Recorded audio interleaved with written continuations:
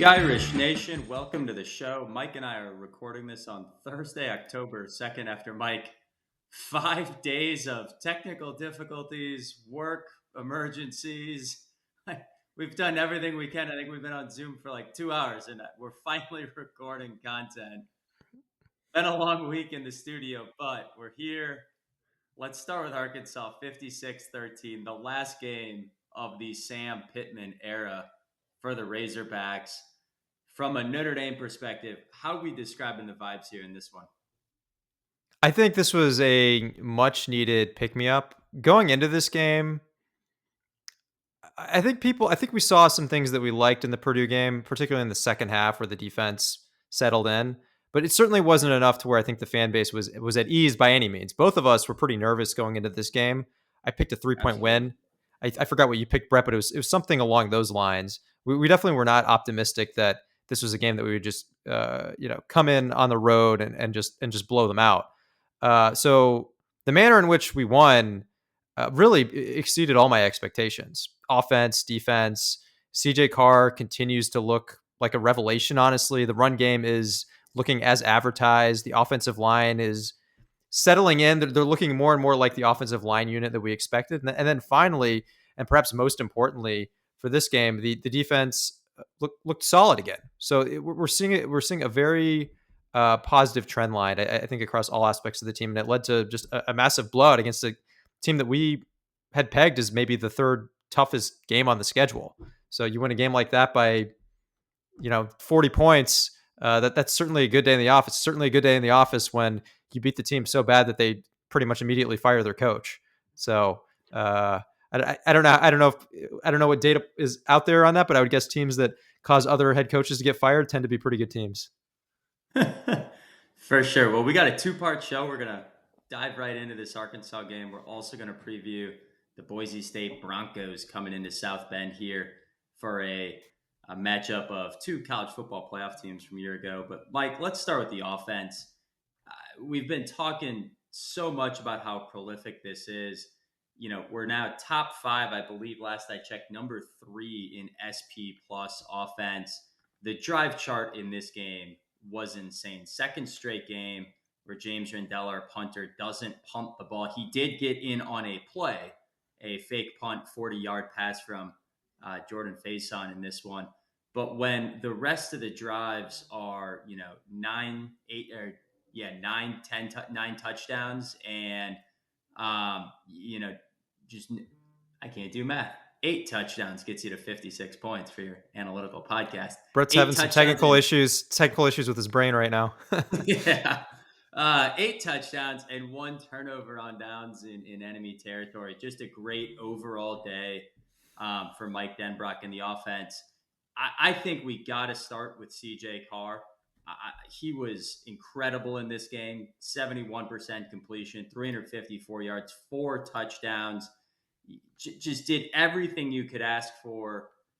And what impressed me the most was Mike Denbrock found some really easy plays for him. The 2 long screen pass touchdowns to Jadarian Price and Jeremiah Love.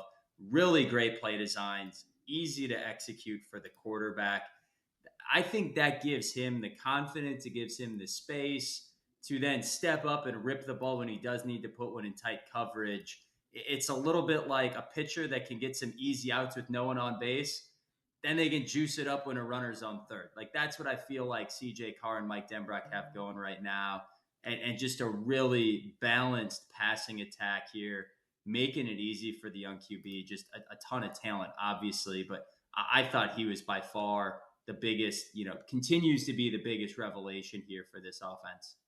Totally agree. And just, one positive aspect of us recording a little bit later is we've been able to get more information throughout the week, film breakdowns. I've seen a number of just clips of media personalities breaking down film of CJ Carr going through progressions. I mean, there's several where there's perhaps a pretty complex blitz and he spots it and then he goes directly to where the weak spot in the defense is based on that blitz. Just the type of stuff that you tend to only see with very developed, experienced quarterbacks. And he's already doing this just a few games in. Pete Sampson had a couple interesting stats that he tweeted out this week. He mentioned his passer rating. So currently it's 181.1, For context, that's currently 10th nationally, but the people ahead of him generally have had much softer schedules. CJ has played a bunch of power four teams. He's played Texas A&M, Miami. So that passer rating is against legit competition, whereas the people above him are not. For further context, that rating would have finished number one nationally in 2024 and 2022. So if he sustains this level of play, this truly is elite quarterback play. One other stat that he mentioned, just in terms of like how explosive our passing game has been, is that we've already hit 24 passes of 20 yards this season, which is almost triple of our per game average last year. And if we maintain this pace, that would be the sixth highest average in college football in the last 5 years. So this is the type of dynamic you see from like offenses like the Joe Burrow LSU offense. Like I would say maintaining this level of explosiveness is very impressive. It's very hard to sustain, but I do have some confidence that we can at least sustain this to a decent extent. Whether we can keep it at this level, obviously that remains to be seen. But we do have the easier in terms of opposing defenses. The remainder of the year is the easier part of the schedule from that standpoint. So I mean, look, it's not crazy that we could be putting up some very crazy numbers if we sustain this pace. One other thing I want to call out in the passing game, you mentioned CJ Carr's headline stats, but I mean, just if you look at the receivers who are involved, he's just spreading it around to a bunch of different people. Faison had 89 yards, Malachi Fields 72. Jeremiah Love continues to be very involved with the passing game, 70 yards, 2 touchdowns. And look, I think Greathouse, he's further down on the list of receiving yards, but he finally did have some impact, and he had a really nice catch. He had 32 yards this game. It's not where we want to be with Greathouse yet, but we're seeing some signs of him starting to impact the game a little bit more. So I hope that as we progress into more games this season, he and CJ Carr continue to develop more of a chemistry, and we get to see more impact from someone that we expected to be very impactful coming into this season. Absolutely. Kind of had him slotted as WR1. I think one of the hard things, though, that we got to start realizing is he plays that same kind of slot receiver as really Jordan Faison at times and Will Pauling, like turning into a crowded room. And you go look at the NFL, the days of the bona fide number one. I mean, I know there's the Jamar Chase and Justin Jeffersons of the world, but a lot of the elite offenses, the Lions, the Packers, what the Eagles are doing, the Sean McVay offenses, they're spreading the ball around and want a balanced kind of 4 or 5 wide receiver room that, might have a number one, but like is just a very balanced passing attack. I think you're seeing that here with Denbrock's offense, where he's not looking to just isolate to one guy and, okay, Mike Floyd, double coverage. Like that's where we're going with the football. I think it's a lot more scheme. And that means if people are zeroed in on Jaden Greathouse, we're going to get the ball somewhere else. I thought another interesting stat to round out here the passing attack on standard passing down. So think second and longs, third and longs. Our success rate was 78%. That means on first down, you're getting at least 5 yards. On second down, you're getting at least 70% of the yards to go. And on third and fourth down, you're getting first downs. Like unreal ability for CJ Carr to keep us on schedule from the hardest parts of the field. We had 21 first downs in this game. 21 completions in this game. 19 of them went for first downs. Like these weren't just, dink and dunk, easy stuff, like play it safe. Like these were go move the chains, first down plays. I just thought super impressive by that young man. And then we got to talk about the running game. Jeremiah Love, another career day, rips off 4 touchdowns, 57 yards rushing. I think just as impressive, if not more impressive, 70 yards receiving. So another game over 100 all-purpose yards. Targeted 5 times, 5 catches for 70 yards, 2 more through the air. So 4 total touchdowns as his Heisman campaign keeps going.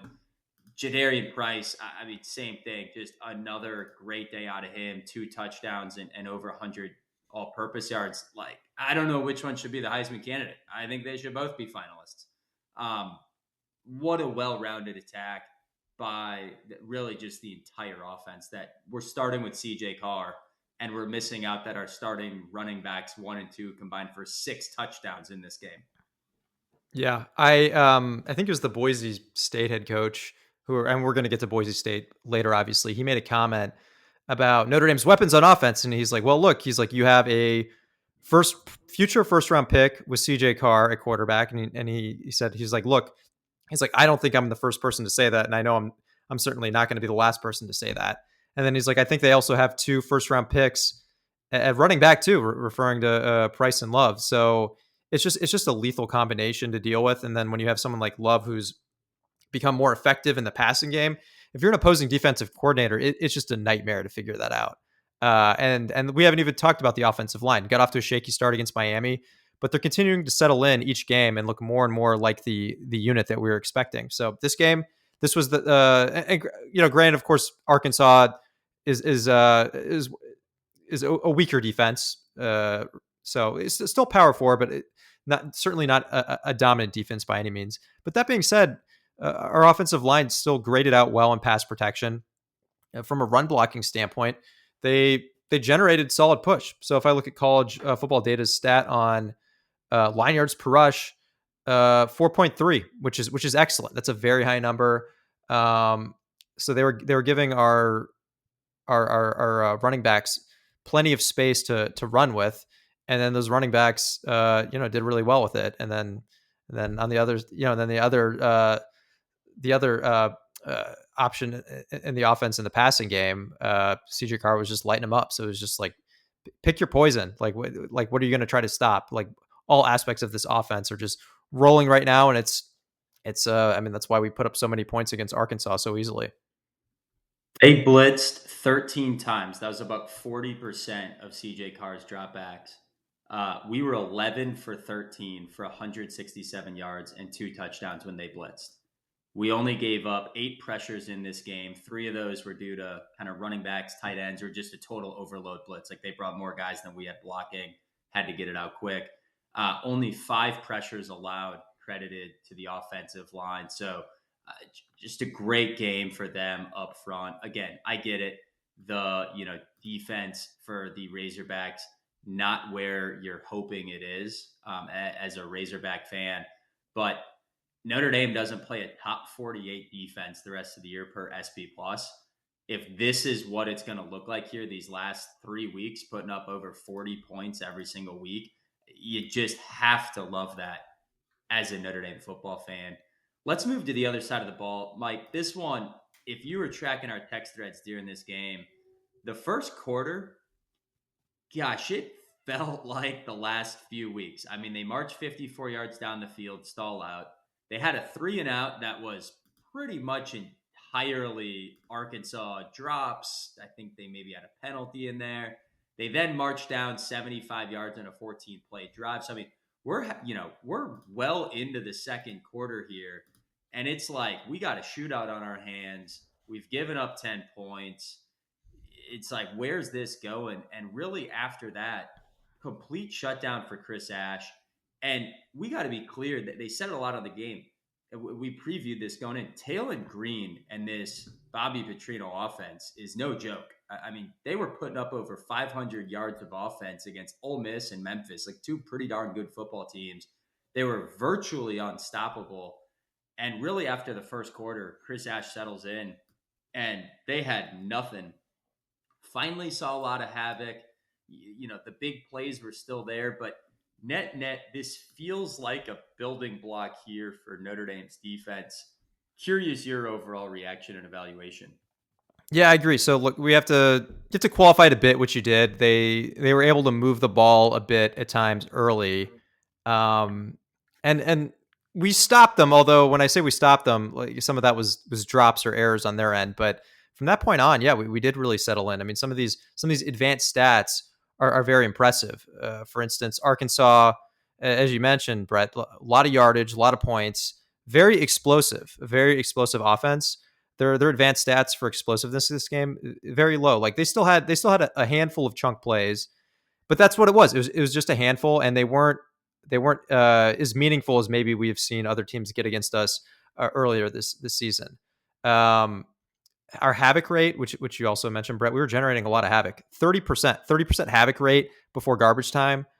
I mean, that's just it's almost impossible to effectively move the ball downfield when the other team is generating a havoc rate like that. So the improvement you're seeing it, you're certainly seeing it in the advanced stats. I think the one area that we were really locked in on was the secondary in particular, and we gave some cause for optimism in our prior shows.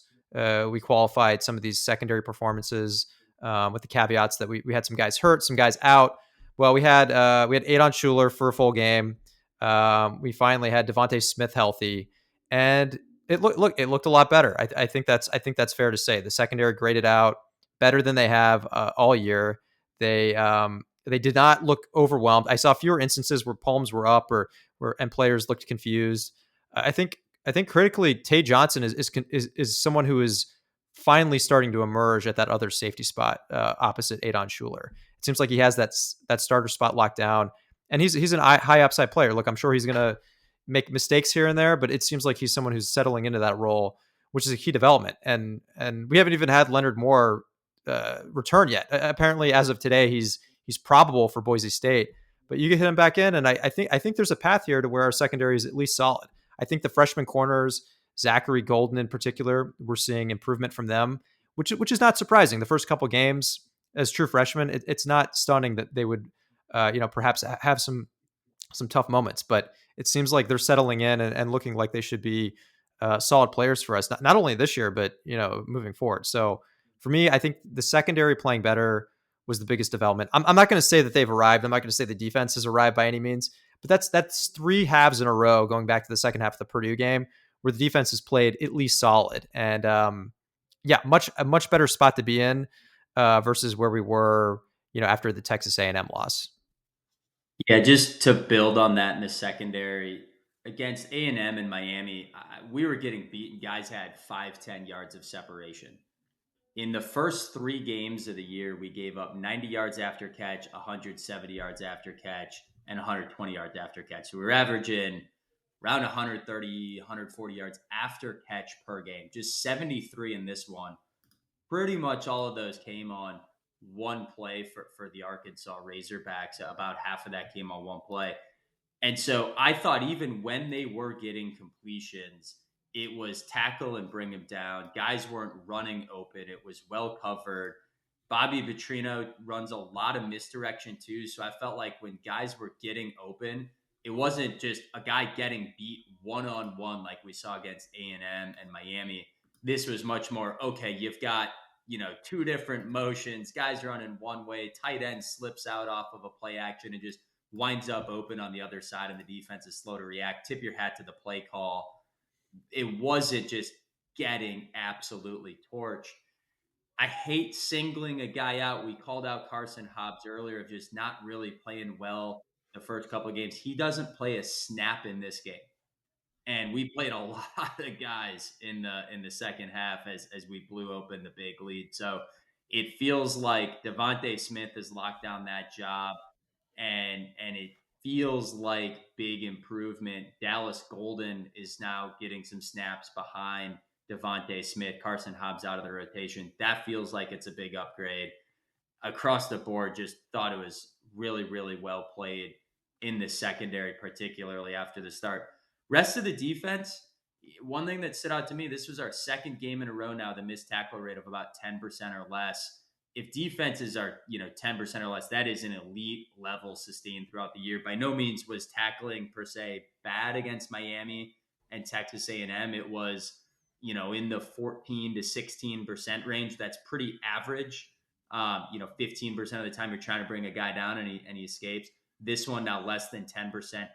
Feels like that's starting to hum as people are getting a little more aggressive, learning Chris Ash's system here a little bit more.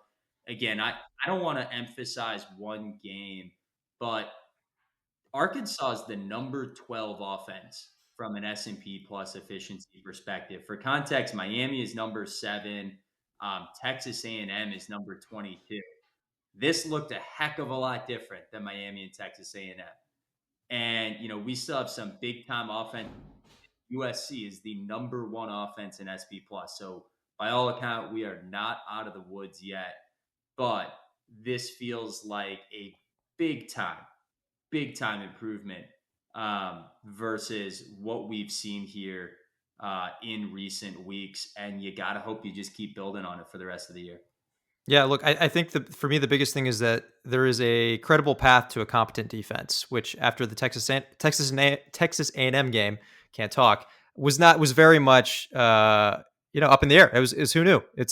If you told me that the defense improved significantly, I would have said okay, like that seems possible. But if you told me that the defense was a total disaster, like we haven't seen since 2016, that honestly seemed equally probable to me. Now it seems like we're becoming more competent. Look, I think there are other areas where we should continue to see improvement as well. Drake Bowen, in particular, he's a player who graded out really well last year. He's been grading out worse in coverage this year. Apparently, from what I could ascertain from various analyses from beat reporters, it sounds like they think that he is maybe he hasn't fully grasped all of Chris Ash's concepts yet, to where he's not playing quite as fast in coverage as he was last year. So the thought is that as he becomes more and more comfortable with it, which he's starting to already, we should see him play a little bit faster in that aspect of the defense in particular. I think also like another aspect of the defense that's worth calling out is that I thought the defensive line, uh, you know, I thought there were some key contributors there. Gabriel Rubio, he in particular has been surging, is looking more and more like an impact player. Boubacar Traore is looking more and more like the player that we expected at the beginning of the year, and we're not getting as many of those headline like sacks, but they're holding up in the run game. They're generating pressure, and look, we didn't generate a ton of pressure this game. We also didn't blitz a ton, but we generated more pressure than we did blitz, which is I think when you're doing that, that's always a positive way to look at what your defensive line is doing. So I think there's still upside for this defense. They haven't fully arrived, but as you mentioned, Brett, if you're holding a top, I think you said number 12 SP plus offense to 13 points, even if they did kind of, even if maybe if they kind of gave up a little bit, which I think that's always debatable whether or not teams get. That's what like people in the media are saying is like, hey, Arkansas may have given up after they fell behind, but look, we also put them in a position where they felt like they had to give up. So I think anytime you hold a team with an offense like that to 13 points, there's no other way to spin it than that your defense had a really stellar day in the office. Absolutely. Just on the defensive line, too, 30% havoc rate on this game. Havoc defined as passes deflected, tackles for loss, stops at the line of scrimmage, batted passes, turnovers, and sacks. That's a ton of havoc, keeping in mind that, Arkansas's success rate, 52% in this game. Now, the entire second half is garbage time. So it's really just the first half when we said they were playing really well in the first quarter. They kept their starters in, though, for that entire game and were really shut down in the second half. So I view that as probably a little bit better than maybe what those stats suggest, excluding garbage time, just for how big the lead was. And we had 3 sacks in this game.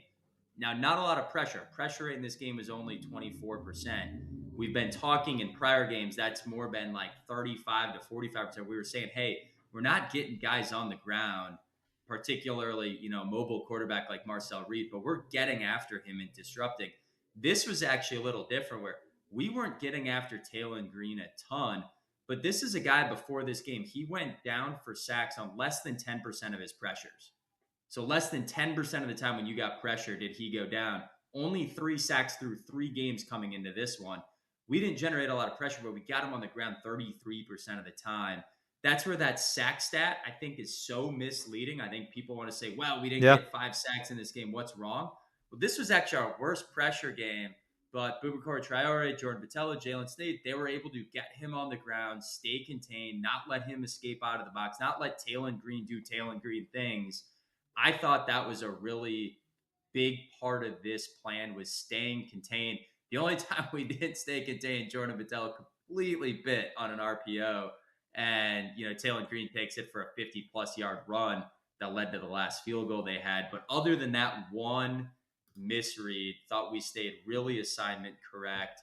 And I thought that was a big part of this game that led to some of those sacks as well. Yeah, I agree. I think that's an important call out because it's if you kind of add that extra context to some of these stats, it kind of spins it in a way that paints a more accurate picture of what our defensive line was actually doing. So, yeah, look, I think a lot to like. We certainly have not arrived as a defense. I think we need to continue to string more and more of these performances together. And where's like our offense is has already faced like the toughest defenses that we're going to face, and it's easier on the way out. For our defense, there are still plenty of very good offenses that we'll be facing. You mentioned USC in particular, so um, we'll be able to continue effectively evaluating this defense. As we get more and more into the year, and the hope is as you get Leonard more back and healthy, and these freshman corners get more experience, and someone like Drake Bone gets more comfortable with the system. The defensive line continues to emerge and play more how we expected. The hope is that you get to a defense that's closer to what we expected. I think at this point, like a top 10 defense is like that. That doesn't feel realistic to me, but we can reevaluate in a few games and kind of see how we're trending. The hope is that we at least have a competent defense, which seems like it's on the table. And if you couple that with a elite offense, which seems like is definitely on the table, then that could be the makings of a very dangerous team. Just have to win out and see what happens. Yeah, absolutely. I mean, this is starting to feel like we talked about Notre Dame's win probabilities here slipping back down. The games that were in the 90 to 95% zip code were starting to slip into the 80s. Like it was like, oh, Pittsburgh, NC State, are those getting more interesting? Might we actually be an underdog against USC? That's starting here with a couple of these last data points and, some of those teams struggling. Notre Dame's back to about a 40 to 50% chance to win out. And depending on the model you look at, the Athletic has us making the playoff 55% of the time. That's because if we win out, I think the general view of the models are that we will be in. And look, it is not on us to look ahead. Actually, I take that back. The coaches cannot look ahead. We can look ahead. This feels like it's coming down to a one-game season against USC. Obviously, every game is like a playoff game. If we lose, we are out, but we should be heavily favored here down the stretch in just about every game other than USC. Got them at home in a couple of weeks. Just a huge, huge, huge game. But Mike, before that, we've got to go over Boise State. We've got the Broncos coming in, made the playoffs a year ago. I went pretty deep on this one here to preview this week. Gonna kick it to you to moderate. I'll dive in and please fill me in as we go. Yeah, I mean, so you mentioned Boise State, a lot of attention last year. I think certainly well known as being uh, one of the more most prominent teams outside of the power conferences for years, honestly. To kick this preview off, Brett, my first question to you is this the same quality Boise State team that we saw last year that made the playoff? Yeah, the big headline is they don't have Ashton Genty anymore. And so I think it's easy to say, well, no Ashton Genty, no Heisman finalist, no first round, running back here for the Oakland Raiders. They just can't be as good, right? And the data supports that. Boise State was 29th in SP Plus last year. They've fallen to 53rd in SP Plus here, at least so far this year. But to be clear, that's only about a field goal worse. So 3 points per game in the spread if they were playing the average team in the country. It's not as big of a drop off as I think some people might think. For example, last year Notre Dame was 8th in SP Plus. We've dropped to 19th, but that's a 6-point drop. So we've gone from 8 to 19. They've gone from 29 to 53rd. But those middle teams are so clustered together. It's a bell curve. If you go back to your high school or college stats class, that middle grouping is so tight together. They haven't dropped off actually as much as Notre Dame has. And importantly, what's driving that? QB Maddox Matson and the entire offensive line is back. That's a great spot for any team to come back with continuity at quarterback and the offensive line. And I think that's largely held together their quality of play. But that being said, not quite that same lightning in a bottle. They got blown out in week one. Like they also pretty much have to win out if they're going to try to get back here in playoff contention. And they're big underdogs on the road here against Notre Dame. So I think it's very fair to say this isn't the same squad that made the college football playoff last year. But the advanced analytics would tell you it's not quite a meteoric drop off that some might want to say. Yeah, and we also have him at home, but it sounds like Madsen is the key person to focus on here. Yeah, so Brett, Yeah, you want to double click into Madsen and tell us what are the key things to know about him? Not the most accurate guy. Only a 60% completion percentage. Now, I will add they have had the case of the drops left and right for him this year, averaging about 3 drops a game. But despite not being accurate, he really protects the football. He's not going to put it in harm's way. He's going to throw it away rather than try to squeeze one in there. 9 touchdowns to just 1 interception this year.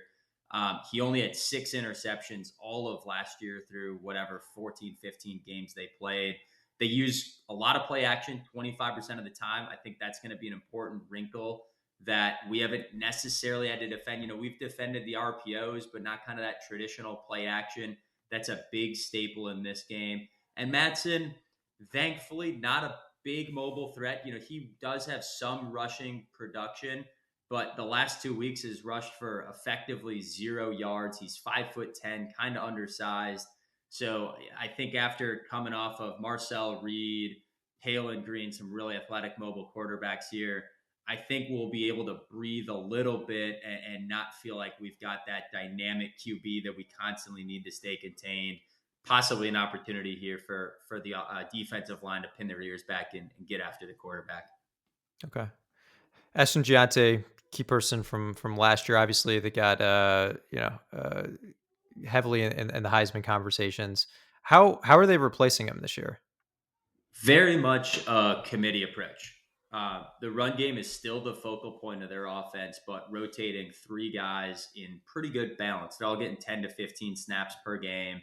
They're rushing it for about 6.5 yards per carry. Now, not playing the defenses Notre Dame's play, but that's right about where Notre Dame's rush attack is. So they've got a 3-headed monster. Dylan Riley is the name so far that stood out the most. 5 touchdowns, leading that room at 7.5 yards per carry. But the touches are very, very balanced. They think, they've replaced that run game. They think that is just as solid as it was a year ago. The stats, by and large, it's not quite Ashton Genty numbers, but they're backing it up. It's very much the strength of their offensive game plan. And really more broadly, just a very balanced attack with Madsen returning at QB and then a committee approach at running back. Yeah. Anyone else worth calling out on offense? Anyone in the passing game? Yeah, receivers, it's a little bit like Arkansas where there's not one big name. Even Purdue, I'd say, wasn't one big guy. Latrell Capel stands out. He's averaging 16 yards per catch, leading the team in receiver. But they got 2 other receivers that are averaging 17 and 21 yards a catch. Like they look to use that play action to open up things downfield. I think this is another big test here for our secondary. Like to beat Boise State, they want you to put 6, 7 guys in the box and then use that play action downfield. Latrell Capel's one weapon in there, but 3 or 4 guys that they're looking to hit it big. And then I think we got to mention Cage Casey. I mentioned they've returned all 5 offensive linemen. He's by far their best lineman at tackle, protecting Madsen's blind side. Viewed as an NFL talent, viewed as maybe a 2nd, 3rd, 4th round pick. Coming from a group of 5 school, one of the best linemen you'll probably see in the country, leading a really experienced unit. I don't think that offensive line is going to be overwhelmed by the moment. I don't think their offensive line is going to necessarily get pushed around by Notre Dame's front 7. I think we're going to have to be, assignment correct, fill the gaps, make tackles. But I don't think this is just we're going to move over that offensive line. It's exactly who was there a year ago and, went toe-to-toe with a lot of teams to make their way to the college football playoff. Yeah, it seems like Boise State, as is the case for any notable Boise State team that I can recall in the past, it seems like they're driven by offense, and from a defensive standpoint, it's not something that's not really where they've made their name as much. So which gets me to my next point. So what about the defense? How is the defense looking this year? Yeah, it was their Achilles heel last year. Their, losses to Oregon and Utah in the regular season and Penn State in the playoffs gave up a ton of points. Their Achilles heel this year, losing 34-7 against South Florida, who really marched up and down on them. They gave up 37 points to Air Force in a winning effort. So not their strength. Last year, they weren't a top 50 defense. They're not this year either. They're 62nd in SP plus. That's better than Arkansas and Purdue, but meaningfully closer to Arkansas and Purdue than it would be to Texas A&M and Miami. It feels like a big time favorable matchup here, even just from a talent mismatch for Notre Dame at home, running a hot hand here for our offense.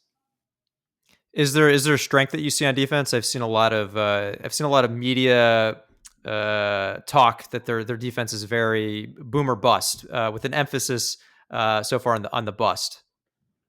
Yeah, I think that's fair. I mean, they've gotten beat every which way through the ground and through the air. Air Force put up 500 yards against them. Is pretty much right down the middle, 250 passing, 250 rushing. They held App State to 14 points. That's their most recent game. I think a lot of people will say, well, look, App State's a pretty good group of five. Are they building? App State's not the program they once were. They're 110th in SP plus out of 135 teams. Like, App State's not a great data point either. If I got to find a strength that's getting after the quarterback, they've got 15 sacks. They actually led college football, all of college football a year ago with sacks. They've dropped off from that pace, but still a top 40 team, and it's driven by getting after the quarterback. Again, I think that goes with the boomer bust mantra here. They're going to try to disrupt CJ Carr. They're going to try to come with the blitzes and really, get after the quarterback to disrupt the havoc plays. If they don't get there, it's a really leaky defense. So I think the name of the game here for Notre Dame, protect. I think if we've got to keep running backs or tight ends as extra blockers to protect, I trust our wide receivers getting open here and CJ Carr dissecting it. I think the one way this game gets off track is if CJ Carr is either pressured into bad throws or he's finding himself on his back taking sacks. Yeah, no, this seems like a minimum. This is like another game where we can evaluate our offensive line in the pass rush, which they were much better at against Arkansas. And I'll give a quick shout out to Raritan because I didn't do this earlier in our show, but he's someone whose blocking has also improved, quite a bit. Absolutely. As the season's gone on. All right. So now, all that being said, any key personnel that we should be keeping track of on the defensive side of the ball? Yeah, I don't mean to dunk on these guys too much, but like their offense, it's really balanced. I'll get in maybe here in a second into just their overall talent makeup on their roster, but this is a much better team than the individual parts. There's not a big standout star on their defense. Up front, they've got a couple guys grading out well with a lot of sacks. Jaden Virgin Morgan, he's got 3 sacks. Braxton Feely, he's got 4 sacks from the defensive tackle position. So again, they're going to try to get after the quarterback, but multiple guys have multiple sacks. At linebacker, this might be a Malort shot. Marco Notarraini is their leading tackler. Doesn't miss a lot of tackles. He grades out really, really well, getting guys on the ground. But again, I think this is more about solid across the board than any one star, any one, standout player. And really no big weakness. I think their secondary is gettable, but you look up and down across the board and it's not like there's a big glaring weakness in the defense either. Just not necessarily playing at the same level as they were a year ago. Yeah, clearly this matchup is decidedly in Notre Dame's favor, but with all that being said, how are you feeling overall about this matchup? We call this out every time there's a big disparity. The talent here is just big time Notre Dame. We've got 58 5 and 4 stars on our roster. 58 guys. Pretty much everyone that's playing for Notre Dame is going to be a 4-star on up. Boise State has just 4 4-stars on their roster, no 5-stars. So we rank number 9 in 24/7's composite talent. Boise State is 81st. I just think there's too many places here that Notre Dame can just overmatch this Boise State squad. SP plus implies this would be about an 11-point game on a neutral field. That should be about 15 points at home. It opened up at 17.5. It's ballooned to 20.5. So there's a couple of different takes there. Either A, the betting community is just believing in Notre Dame here after the last couple of games and what our offense is doing, or B, they're knocking Boise State too much for the post Ashton Genty impact. So the advanced metrics say, this should be a closer game. Still Notre Dame, about a 2 touchdown favorite in the advanced metrics, but that's ballooned closer to a 3 touchdown spread. ESPN's got Notre Dame winning this one 92% of the time in their analytical win predictor. So again, Notre Dame heavy favorites in this one, although a lot of money clearly going into Notre Dame to cover the spread as we've seen that move in our direction. Mike, I'll kick it to you. What do you think you got here for a score prediction? There was a stat making the rounds on social media, and I think we maybe saw this stat last year, but it essentially said that Notre Dame in the Marcus Freeman era is the best college football team against the spread. There's no other program that has a better record against the spread. So I don't know. Hey, maybe people saw that, and maybe that helped move the line up. But I tend to think that's a very interesting telling stat. You don't want to just assume it if you're making bets in any individual game, but I'm feeling a lot better about Notre Dame after the performance for the last, call it, game and a half. Right, I think the defense is looking a lot better. Leonard Moore should be back for this game, so I feel optimistic about our defense continuing to improve. Again, I'm not going to say that they're going to be playing at an elite level, but I think they should be playing well enough to contain this Boise State offense. And then on the other side of the ball, I think it's a massive mismatch. I think the area that Boise State has tended to struggle with has been, it's a lot of boom or bust. They give up a lot of explosive plays, and that's an area that we've excelled in this year. I mentioned those stats with CJ Carr at the beginning of the year, how many explosive passing plays, and then with Jeremiah Love and Jadarian Price, we we obviously put together a lot of explosive plays in the run game too, and that's an area where they've been very susceptible as well, as explosive plays in the run game. So I think I think they're outmatched, as you mentioned, Brett. They're still a solid, competent team, but this is one where we should definitely roll it home, and I like the matchup. So for me, I am going to channel that stat that I read on the Notre Dame covering the spread, and so I'll say that we cover the spread. Which actually, I guess a lot of the games that I picked this year, I've actually picked Notre Dame not to cover. I picked us to win, but I've in many cases picked us not to cover. I'm going to pick us to win and cover. So I got Notre Dame winning 42-20. Man, I'm right on top of you. I swear I'm not copying you. I had wrote down Oh, 45-20. So I've got Notre Dame in a very similar score, got us covering. Um, at first, I was like actually leaning a little lower scoring, given both teams are such a run kind of ball control style. But I just have a hard time seeing someone holding us under 40 points right now, the way we're rolling, and really what should be another favorable defensive matchup. Last year, I think I made a prediction no one was going to score more than 20 points on Notre Dame. And, by and large, I think that only happened like twice until the national championship game. I'm going to make a new prediction. Notre Dame scores at least 40 points in every single game the rest of the season. That sounds insane, but we don't play a top 48 defense the rest of the way. And we've been putting up 40 points pretty easily against better competitions. That's my new hot take. Notre Dame scores at least 40 points the rest of the way. I got Notre Dame winning this one 45-20. Irish beat Broncos. Irish beat Broncos.